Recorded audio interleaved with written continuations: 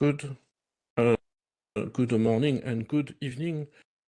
So today in the ZEG Inter-University Law Debate Tournament, we're reaching now the 8th of finals for two teams who are currently about to start their match. So we have the University of Maryland in the United States of America, and we have as well Auckland University of Technology and New Zealand. I give the floor to my colleague. Thank you very much, and good day to our participants. Good morning to Auckland and good evening or late afternoon to Baltimore. And of course, the biggest and warmest good day to our three judges that will be reviewing your match, perhaps already are, and of course, the supporters that you have watching the match live.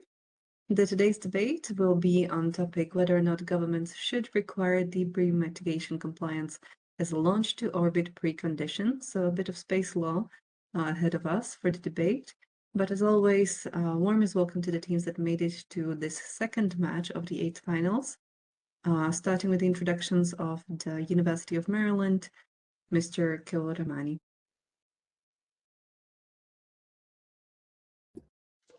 Hello, everyone. My name is Sean. Thank you so much for being here. It's really exciting. I am a JD student at the University of Maryland, and we've had a fun time getting to know space law and are very much looking forward to this debate. Welcome from Auckland University of Technology, Mr. Thompson. Good morning, everyone, or good evening to The Hague and Baltimore. My name is Tremaine Thompson. I'm a second-year Bachelor of Law student here at Auckland University of Technology in New Zealand. I'm really looking forward to this debate, and I wish our learned friends the best of luck. You're welcome. Ms. Fry of University of Maryland. Hello, everyone. My name is Abby Fry. I'm a first-year JD student here at the University of Maryland. I will be doing the second rebuttal as well as the concluding speech today. You're welcome. Mr. Shatwal of Auckland University of Technology.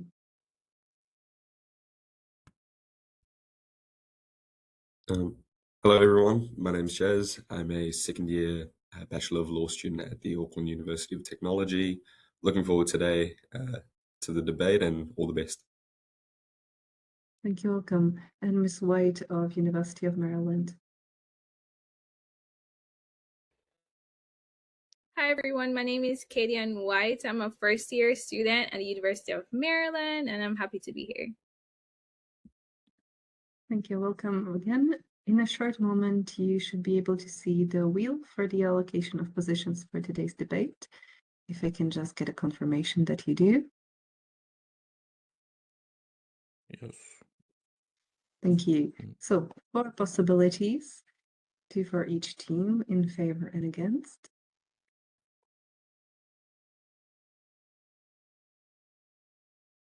And for today's debate, it is the University of Maryland that will defend the against position.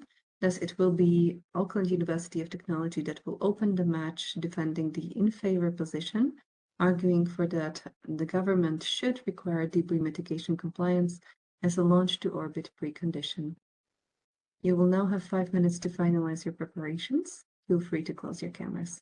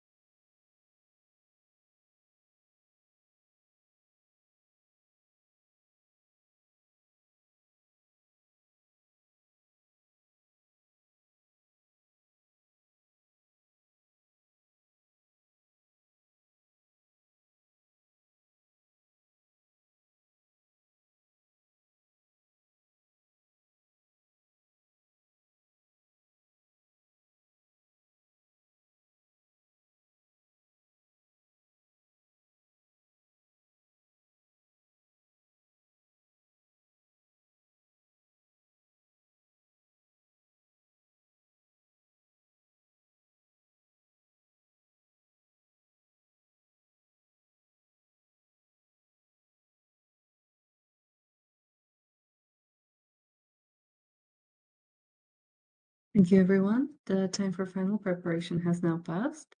We'll begin by hearing the opening statements for the in favor position. Just a reminder, visual cues include yellow card for 30 seconds and red card for speaking time being up. But of course, speakers can comfortably conclude their last sentence.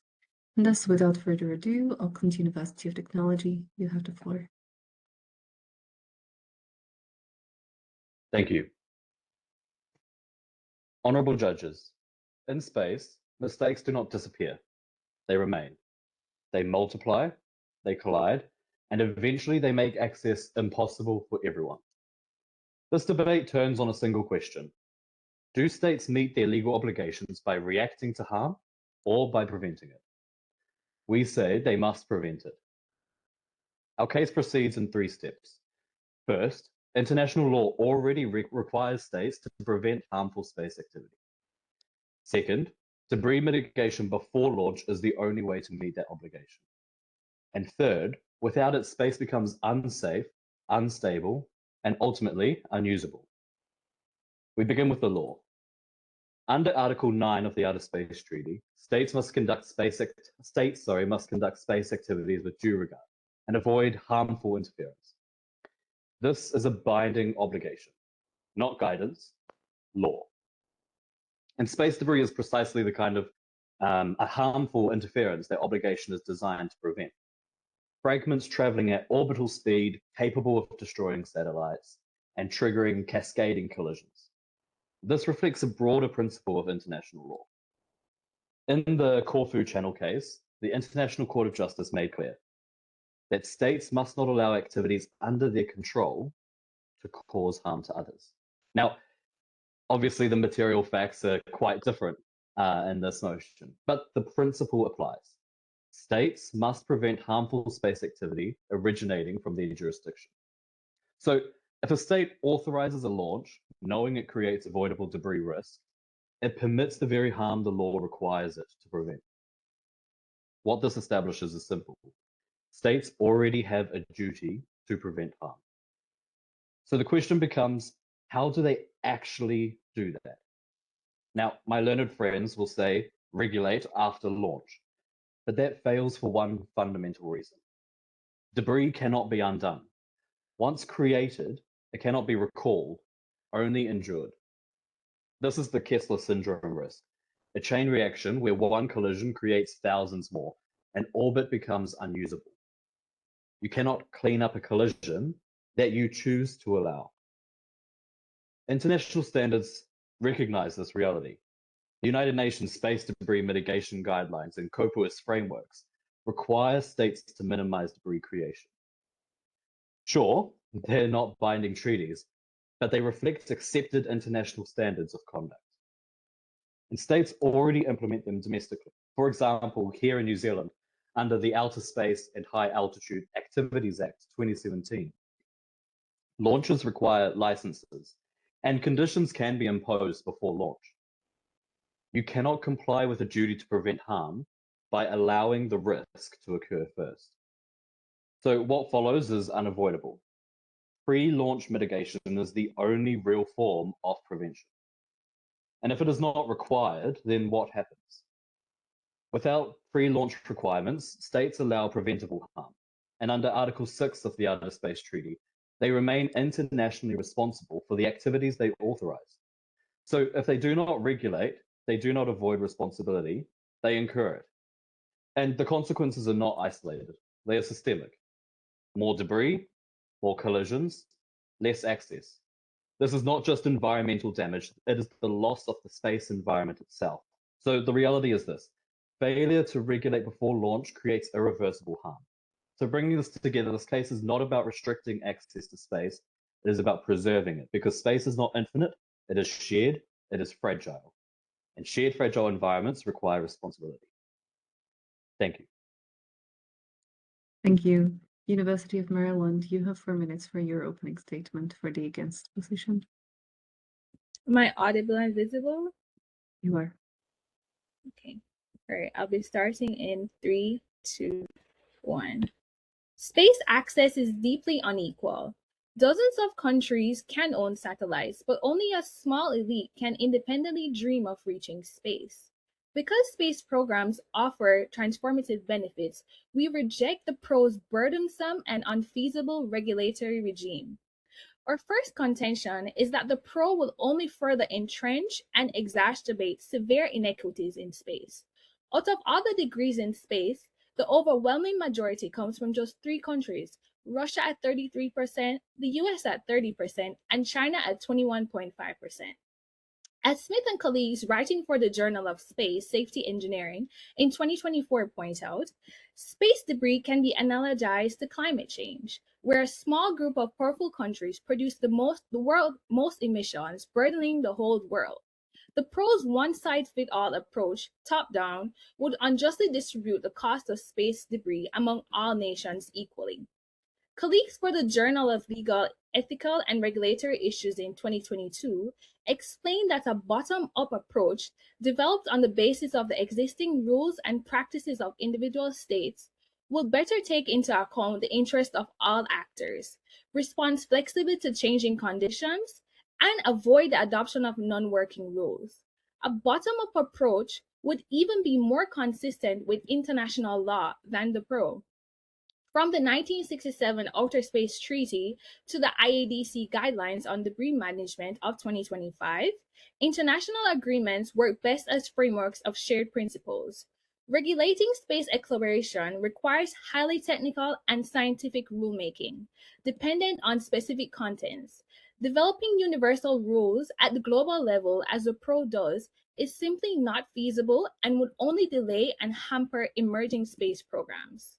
Our second contention is that the burdens imposed by the pro's pre-launch regulatory regime far outweigh the limited threat posed by space debris. As University of Birmingham astronomist chair writes, the reality is not likely to be on the scale of the events depicted in the film Gravity. Results presented by the Interagency Space Debris Coordination Committee show an expected increase in the debris population of only 30% after 200 years with continued launch activity.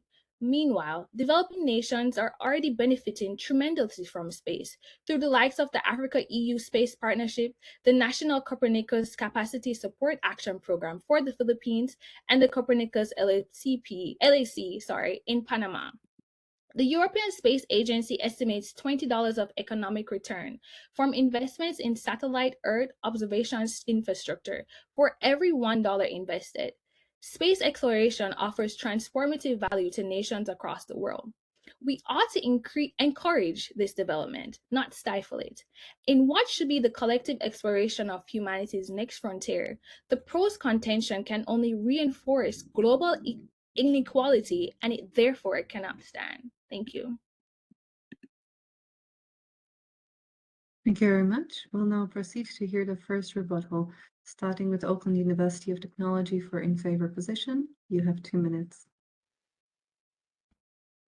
The claim that my learned colleague is making, that it's unfair for earlier space powers like the United States, China, and Russia that contribute to the vast majority of the space debris, and stating that they got away with it, misunderstands what regulation is trying to achieve for the future. This debate is crucially about not punishing the past, that's done. It's about preventing future harm, and that should be the critical focus.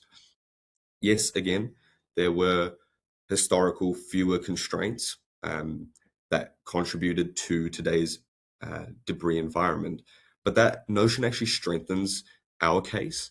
We now have more knowledge, more reliance on satellites, and far more congestion in orbit.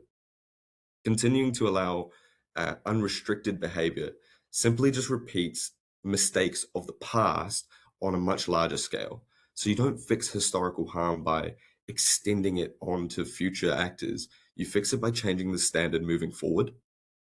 Just a second point, this isn't unique to space, and it's quite analogous to environmental law. So in earlier times, there was big industrial actors that polluted much more, but we still impose strict regulations today because the risks are better understood now. Regulation evolves with the knowledge, and it would be irrational to refuse rules now just because they didn't exist before. Third, the injustice framing that my learned colleagues make ignores that everyone benefits from a stable orbital environment today, especially new entrants. So without mitigation, debris accumulation in orbit makes space less usable, which disproportionately harms emerging space nations that rely on long-term access in the future. Thank you. For the first rebuttal in the against position, University of Maryland.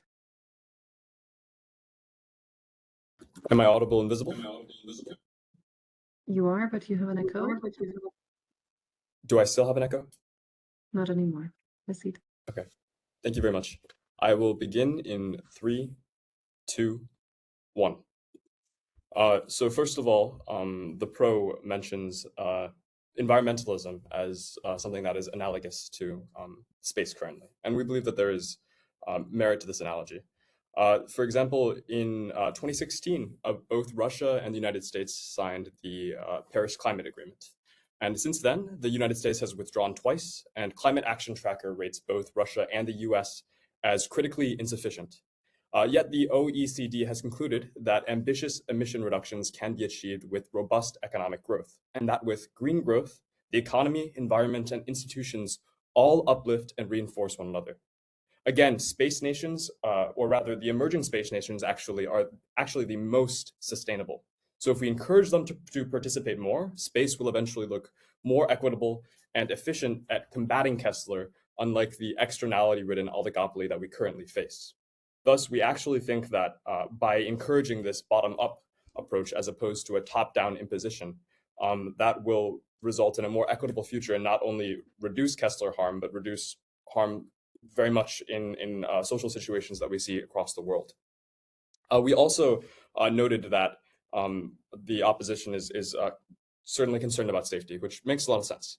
But we've also found that a 2024 report from the Secure World Foundation says that mitigation of future debris creation will not reduce the operational and environmental risk posed by these existing objects. For that, further efforts on orbital debris remediation, reduction of collision risk from existing debris through a variety of technologies are needed. And lastly, when we advocate for this top-down approach, Project Plowshares said that those who face disproportionate harms are rarely in the room. So this means women, minorities, Global South representatives. And if we want to create a new future that is actually representative of this world going beyond, then we need to make sure that they're included. Thank you for your time. Thank you. For the second rebuttal in favor, Auckland University of Technology.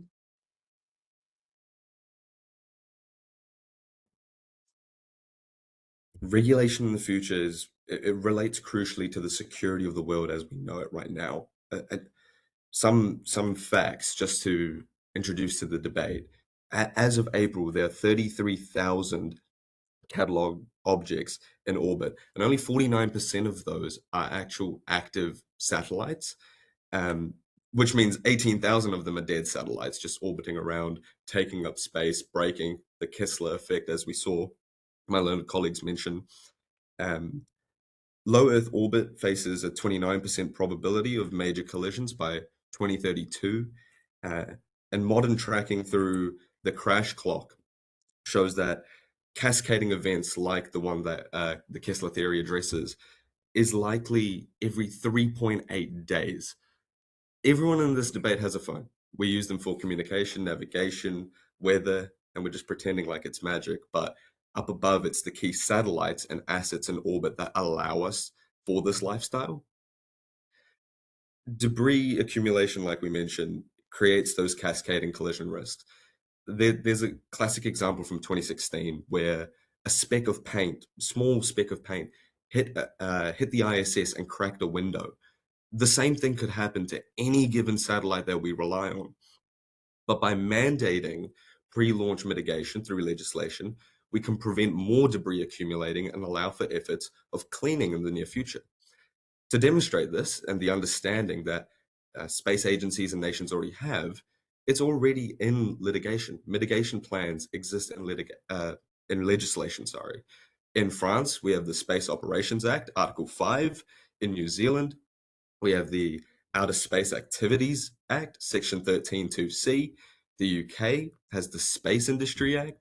And the United States, they rely on the FCC and FAA, and they require NASA to have mitigation standards. Thank you very much. For the second rebuttal in the against position, University of Maryland.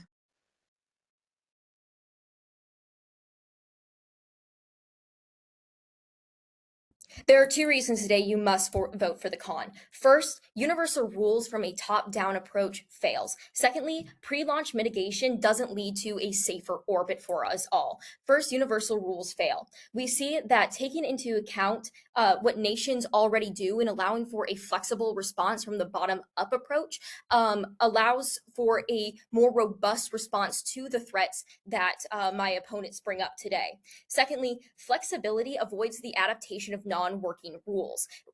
Universal rules does not actually take into account the situations, especially for emerging space programs, what they face. As ignoring marginalized voices, such as women,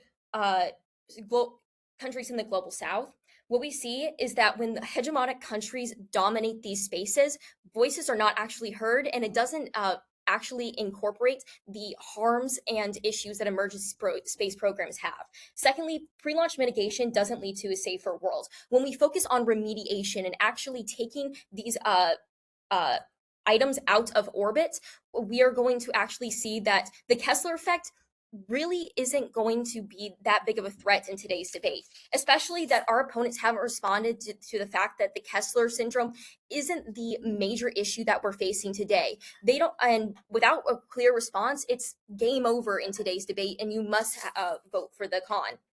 We also see that the adoption of universal rules leads to a non-flexible response. So when a threat shows itself in orbit through these universal rules, we actually aren't going to be able to respond promptly and correctly. By focusing on remediation and taking these things out of orbit, rather than requiring arbitrary rules, we are going to see a safer world for everyone and make sure that space is still accessible for emerging nations and hegemonic nations as well. Thank you. Thank you very much. We have heard the rebuttals. Now proceeding to concluding statements. Auckland University of Technology, you have 2 minutes. Thank you. Honourable judges, the opposing team says regulate later, but that argument fails because in space, later is too late. They say supervision is enough, but supervision after launch does not prevent debris. It manages the consequences of creating it. And managing harm is not the same as preventing it. They say exclusion is too strict, but we are not excluding launches. We are requiring responsibility before they occur. If your rocket cannot meet basic safety standards, the problem is not the rule, it is the rocket. Now, the law is really clear. Under Article 9 of the Outer Space Treaty, states must avoid harmful interference. Under Article 6, they remain responsible for what they authorize. You cannot meet a duty to prevent harm by approving the activity that creates it. My learned friend's model essentially says, let it launch and deal with it later. But debris cannot be undone. It cannot be recalled. It cannot be cleaned up at scale. You cannot clean up a collision that you choose to allow. So the real difference between our case and theirs is simple. They are prepared to take the risk and hope regulation catches up. We require responsibility before irreversible harm occurs. Because this is not just about compliance, it is about preservation. You cannot prevent harm by permitting it first. And you cannot protect access by destroying the environment that makes it possible. And emerging space nations in the global south, including New Zealand, who is one of the leading space launch nations in the world today, are already making hard and fast progress in this space. It's time to listen to their voices. For those reasons, we ask you to affirm the motion. Thank you. Now for concluding statements for the against position, University of Maryland.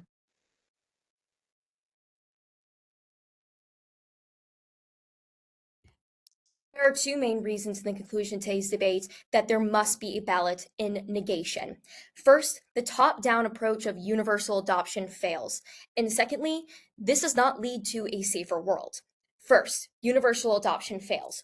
We are not saying that regulation fails altogether, as my opponent likes to claim to say we did, but rather the method that the pro is advocating for today is the issue. When you are making sure that countries adopt all the same set of rules and not accounting for what issues they face or allowing space for adaptation to new technologies or threats in the future, this means that there's going to be legitimacy issues. If countries don't believe that the rules or regulations that are imposed on them actually represent what they are facing, they're not going to adhere to them, or they're going to find ways to get around them. Rather, we must consider what countries are facing at the moment and build from the countries up, not impose a universal standard that is not actually going to address their concerns when they're trying to get into space or what the issues with their satellites in space. Secondly, safety. Going back to the universal approach, when we don't allow for flexibility, we can't adapt to these threats or respond to them properly in the long term. Furthermore, this is why remediation should be preferred rather than mitigation. The threat is already here, even though the Kessler syndrome doesn't pose as great as a threat as my opponents like to say it does. Rather, we need to focus on taking these items out of orbit rather than trying to prevent more from going up. As my partner stated earlier in today's, mitigation doesn't solve the issues that my opponents like to say exist. So that's why we must have the bottom-up approach to support both emerging space nations, make sure that we have a flexible response, and to make a more safe orbit for a flexible Earth. Thank you. Thank you very much. Thank you to both teams for your concluding statements. You can all now relax. You're no longer evaluated after this part. Well done on completing your 8th final debate for the Hague Inter-University Law Debate Tournament 2026. Of course, as soon as we have the results, we'll be sharing them with you once we validate them. But already now, I would like to invite you to share your reflection, be that on topic, on your preparation for today's debate, and the debate itself. Perhaps have you heard a new argument? Have you yourself looked more into the topic before, or was this the first time? And floor first to the University of Maryland's team. Ms. White, how was the debate? I thought the debate went well. It was very thought-provoking, as many of our topics have been so far. I really enjoyed the conversation. Thank you. Great. Thank you. Mr. Chatwal of Auckland. Yeah, I found this debate really interesting.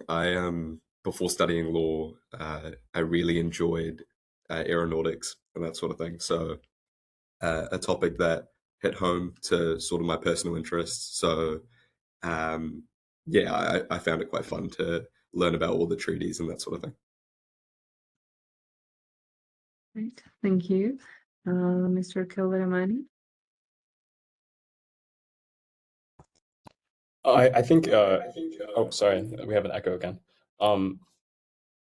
It allowed for a lot of creativity, because this is not something that we commonly discuss, and it's definitely hard to say like, oh, we are pro debris, so you have to like get around that. So I appreciated the creativity afforded there. Thank you. Mr. Thompson.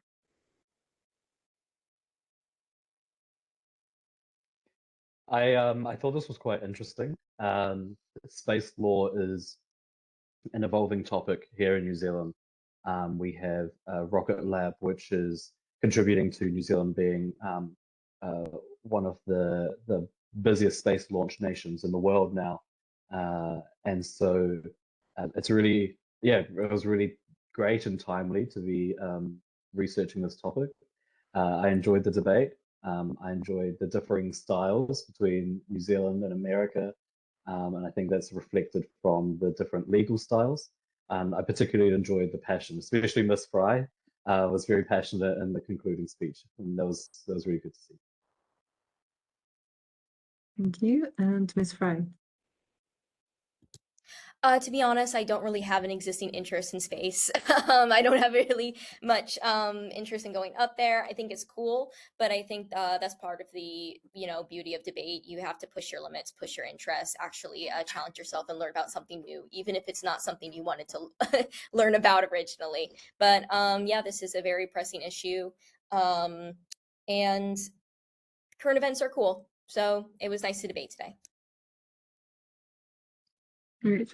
Thank you, and well done for pushing yourselves and for finding the parallels from the existing systems of law that you have and applying them on the debate. And all the best for the upcoming debates and challenges you face, and of course the growth. But here maybe also comes one of the first questions of the networking part of today's debate finals match. And in terms of growth, what opportunity, program, or initiative that you were part of or that your university had made available to you would you consider most contributed to your growth and development as students? And this time perhaps starting with the Auckland University of Technology.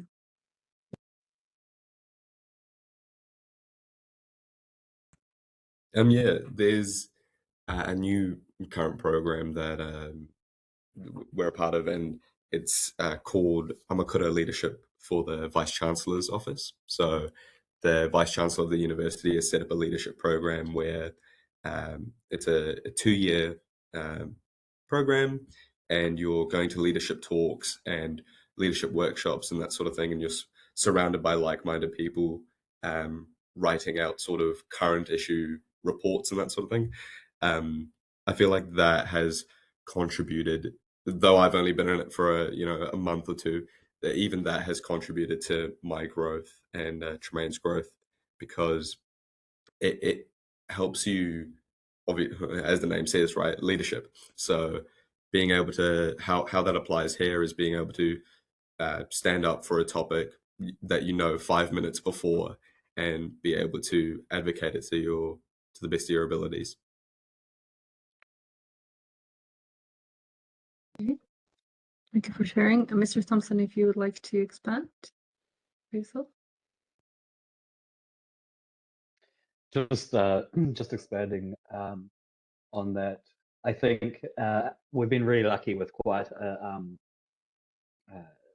good wraparound of support from the Faculty of Law here at Auckland University of Technology, also from the South Auckland Law Students Association, and even some of our neighbouring universities and students. I know there's some tuning into this match from the University of Waikato in Hamilton, New Zealand. So it's really, really great to have such strong support, especially being the only New Zealand team in this competition.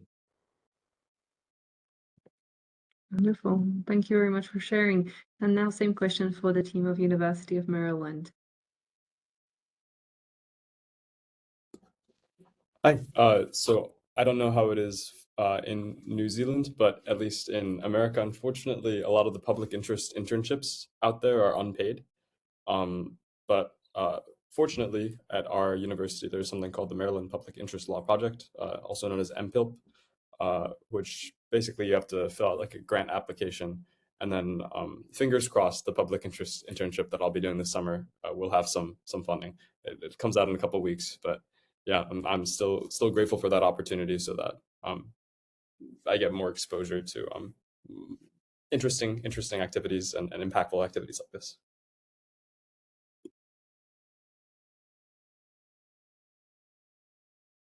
Great. All the best of luck.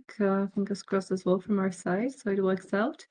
And for your colleagues, Ms. Fry or Ms. White, if you'd like to share as well. Sure, I could go ahead. So I think this semester and last, we've taken lawyering. It's kind of like legal writing, and we get to write briefs, prepare oral argument, And it was very fitting that the topic was about trash, which is what we were discussing today.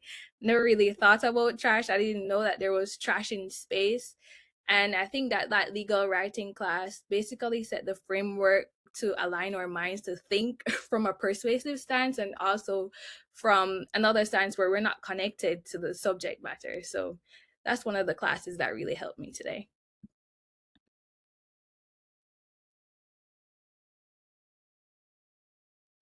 I was going to ditto what my colleague said. All right. Well, once again, really, thank you for sharing. Just before we go to the next question, I just wanted also to take the moment to acknowledge that for the team of University of Maryland, this is the second edition that your team is present at the 8 finals. So the last years, your predecessors were also here. And for the Auckland University of Technology, first representation, first 8 finals for your team. And for the team joining us from Baltimore, you are already at the 24th spot at the World League of Debate for the ranking of the participating universities from the very first edition to today. And you have in the history, your team representation, you have 7 matches win streak on your record. And for the Auckland University of Technology, you are the entrance for the World League of Debate. And of course, for the Oceania zone, you already have the representation. The final ranking will, of course, be made available after the tournament concludes. But already well done, really, for your first participation and for the second participation for the Baltimore team. And on that note, what would you say, if you would like to share it, of course, what would you say is a common misconception about your legal system in the country or region that you're studying or would like to practice, or a nuance of the legal system, perhaps, that you would like to share? And I can see the Auckland team already perhaps having an idea what to share with, so passing to your team first. Sure, yeah. So unlike the United States, here in New Zealand, we do not have a constitution. So there's no kind of different amendment rights or anything that we can fall back on. We have a whole bunch of different laws that essentially make up our non-codified or unwritten constitution. And so that makes our legal system a little bit different, a little bit less straightforward at times.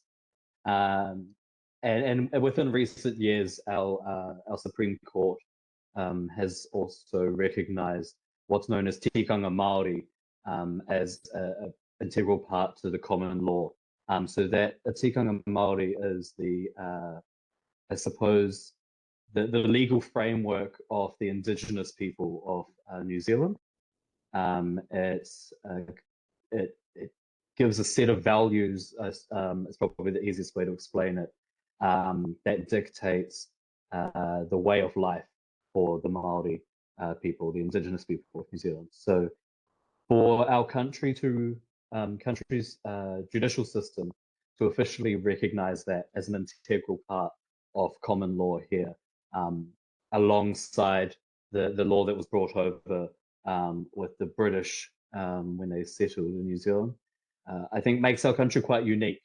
That, yeah, such recognition is given to Indigenous law.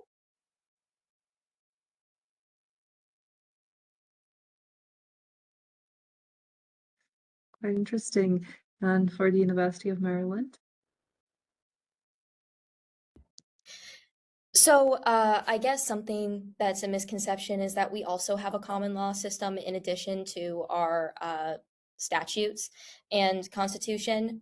So right now, like I'm currently taking criminal law, we have to know the Moral Penal Code or the MPC as well as the common law definitions, depending on what state uses that.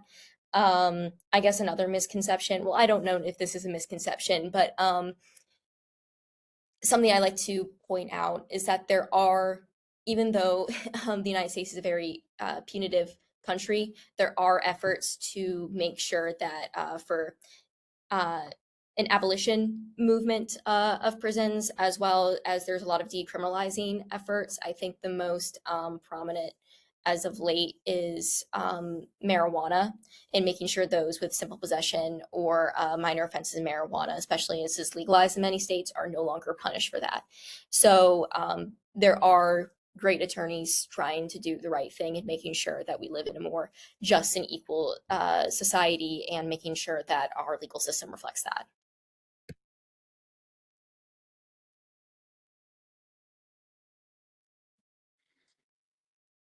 All right. Well, thank you very much, everyone, for sharing. It's been exciting once again. I know we said this already in the group phase, but it is even more so true in the 8th final round. It's been a pleasure to see your debates. It's been a pleasure to be part of your growth in this semester, in this academic year.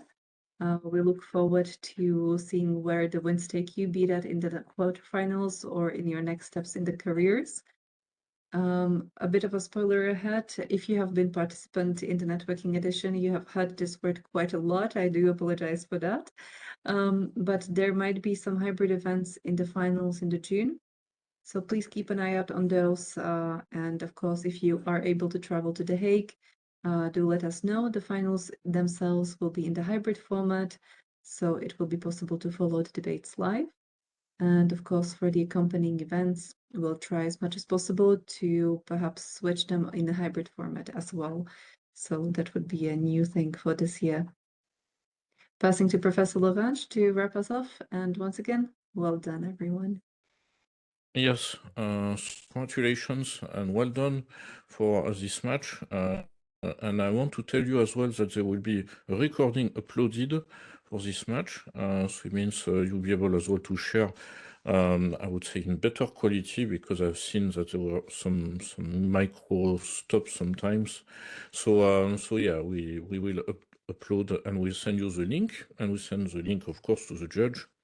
And that will be, of course, on the Corax Foundation YouTube channel.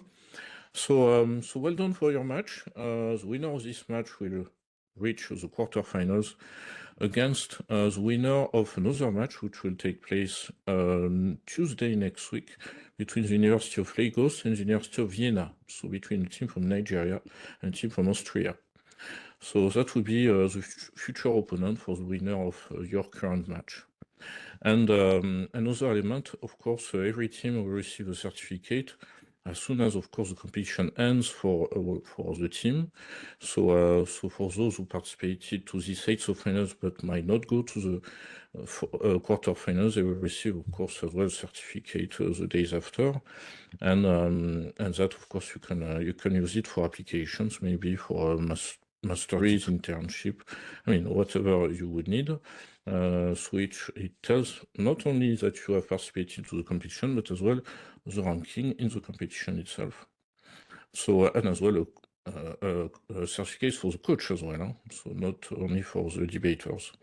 So many thanks again, and so as I said, you will receive an email just in 1 hour, maybe, or 2 maximum, so the time that we upload, of course, the recording, and of course in a few days the result of this match as well, with the grading rubrics, the score sheet, sorry, of the free judge. So many thanks again, and wish you a great evening in the US and a great Wednesday in New Zealand. And for us, well, we'll go to sleep as well in the Netherlands now. So thanks again, and we keep in touch. Thank you, and bye-bye. Thank you. Good morning, good night. Thank you. Bye-bye. Thank you, bye-bye.